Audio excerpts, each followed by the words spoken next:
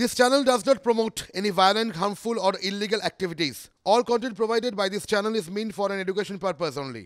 নমস্কার, আপনারা দেখছেন টিভি9 বাংলা। স্টুডিও থেকে শুভজিৎ মিত্রের সঙ্গে আমি শুভজিৎ দাস রয়েছে। এই মুহূর্তের অত্যন্ত গুরুত্বপূর্ণ আপডেট। তার আগে বলি, টিভি9 বাংলার খবরেরই শিলমোহর অবশেষে। তার কারণ এজলাস ছেড়ে রাজনীতিতে অভিজিৎ গঙ্গোপাধ্যায় বিজেপিতে যোগ দিচ্ছেন কলকাতা হাইকোর্টের প্রাক্তন বিচারপতি, সম্ভবত 7ই মার্চ। ইন ডিটেলে বিষয়ে আমরা কথা বলবো। এই মুহূর্তে চলে যাচ্ছি সরাসরি নিউজ রুমে। আমার সহকর্মী পিউ রায় রয়েছেন আমার সঙ্গে। পিউ, একেবারেই আমরা দীর্ঘ একটা প্রেস কনফারেন্স দেখলাম এবং এই মুহূর্তের ব্রেকিং নিউজ আর কিচ্ছু না, একটাই, অভিজিৎ গঙ্গোপাধ্যায় অবসরপ্রাপ্ত বিচারপতি, তিনি এজলাস থেকে নেমে ভোটের ময়দানে তিনি বললেন বিজেপিতেই জয়েন করছেন। তিনি বললেন কোন আসন থেকে লড়বো সেটা ঠিক করবে দল। শুনুন।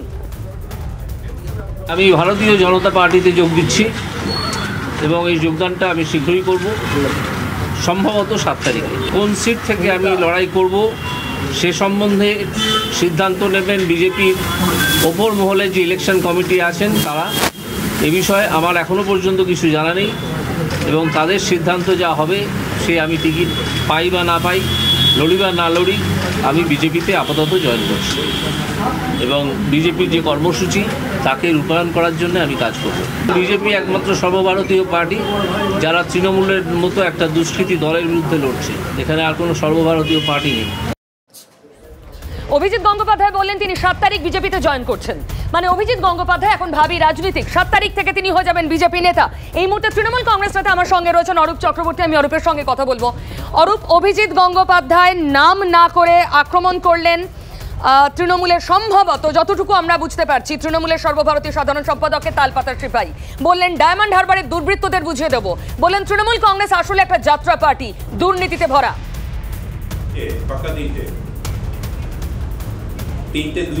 না, আসলে এতদিন ধরে বিচার ব্যবস্থাকে যাত্রাপালায় প্রহসনে পরিণত করেছেন। আজকে তাই খুব স্বাভাবিকভাবেই ওনার প্রথমে যাত্রা পার্টির কথাই মনে হবে, কিন্তু বাংলার মানুষ ওনাকে আসল যাত্রাপালাটা দেখাবে। আমরা ওকে ওপেন চ্যালেঞ্জ করছি। উনি যখন এতই দম আছে, আমরা বলছি ক্ষমতা থাকলে অভিষেক বন্দ্যোপাধ্যায়ের বিরুদ্ধে ডায়মন্ড হারবারে প্রার্থী হয়ে দেখান, প্রথমত। দ্বিতীয় কথা, উনি এতগুলো কথা বলছেন, ওই অমিত শাহ একসময় বলেছিলেন আপ ক্রোনোলজিকো সমঝিয়ে। তো দেশের মানুষ ক্রোনোলজি দেখলো, প্রথমে রাহুল গান্ধীর সম্পত্তির হিসাব চাইলেন উনি। তারপরে দেশের মানুষ ক্রোনোলজি দেখলো, প্রধানমন্ত্রীকে ডেকে সিবিআইকে ধমকানোর হুমকি দিলেন। তারপরে দেশের মানুষ ক্রোনোলজি দেখলো যে যোগী আদিত্যনাথের থেকে বুলডোজার ভাড়া করার হুমকি দিলেন। তারপরে দেশের মানুষ ক্রোনোলজি দেখলো যে স্কুল চালাতে না পারলে আদানিকে বিক্রি করে দেওয়ার পরামর্শ দিচ্ছেন। মানে মোদিজি দেশকে আদানিকে বিক্রি করতে দায়বদ্ধ, সেটার তিনি সেনাপতি হিসেবে তখন থেকেই মানসিক প্রস্তুতি নিচ্ছিলেন। আমরা বারংবার করে যে কথা বলছি যে এই ওনার রায়গুলো সম্পূর্ণভাবে রাজনৈতিকভাবে পক্ষপাত দুষ্ট ছিল। আজকের ওনার এই আচরণ সেটাই আবার প্রমাণ করে দিল। শুধু তাই নয়, গত 3 দিন আগে অর্থাৎ 3রা মার্চ উনি যখন দুপুরবেলা একটি পোর্টালকে সাংবাদিক সম্মেলন দিচ্ছেন, তখন উনি একজন কর্মরত বিচারপতি, একজন সিটিং জাজ হয়ে নারদার ভিডিওতে যাকে প্রকাশ্যে ঘুষ নিতে দেখা গেছিল শুভেন্দু অধিকারীকে সার্টিফাই করছেন। যে ভিডিওতে ম্যাথু স্যামুয়েলসকে বলতে শোনা গেছে 5 লক্ষ টাকা দিচ্ছি, 5 লাখ রুপিস, এবং পরবর্তীকালে শুভেন্দু অধিকারী নিজে সাংবাদিক সম্মেলন করে বলেছিলেন আমার বিরুদ্ধে ওই নারদা স্টিং অপারেশন ছাড়া আর কোনো প্রামাণ্য নথি নেই। অর্থাৎ নারদাটা যে প্রামাণ্য নথি শুভেন্দু অধিকারী স্বীকার করে নিল।